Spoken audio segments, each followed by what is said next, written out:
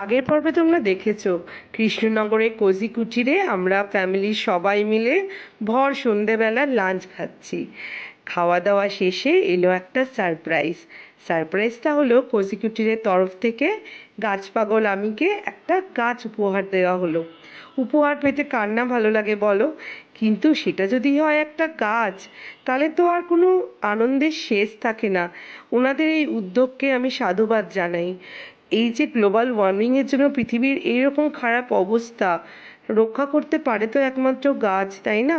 এইভাবে যদি ওনারা গাছ একটা করে উপহার দেন, মানুষটা যদি তাকেও বাঁচিয়ে রাখে, তাহলেও কিন্তু অনেকটা আমাদের এই সুন্দরী পৃথিবী আরও সুন্দর হবে, আরও নির্মল হবে, অক্সিজেনে ভরে থাকবে। সর্বোপরি এত যে গরম, তার হাত থেকে মুক্তি পাবো আমরা।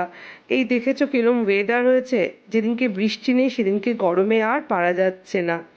এবার কোজিকুটিরের বাইরের অ্যাম্বিয়েন্সটা দেখো, সন্ধেবেলা না পুরো মনে হচ্ছে ঠাকুর দেখতে যাই যেরকম আলোয় আলোকিত হয়ে যায়, ঠিক একদম সেই রকম। আমার ভীষণ ভালো লাগছিল। তোমরা সবাই সুস্থ থেকো, ভালো থেকো, আনন্দে থেকো, আবার চলে আসবো।